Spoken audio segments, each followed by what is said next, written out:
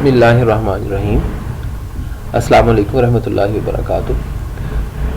हम Shahab education system का जो पोर्टल है उसमें लॉगिन होने के लिए portal.shahabeducationsystem.com लिखेंगे।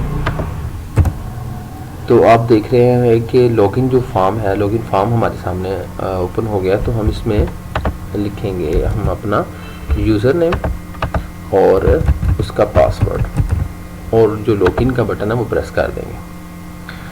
तो ये जो मेन डैशबोर्ड है वो आपके सामने आ जाएगा।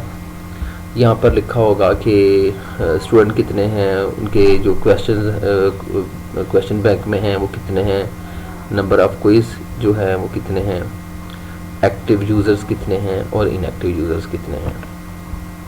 तो ये डैशबोर्ड है। दूसरी तरफ देखें तो यहाँ पर user, question bank, quiz, result, study material और इस तरह की ऑप्शंस आ रही हैं।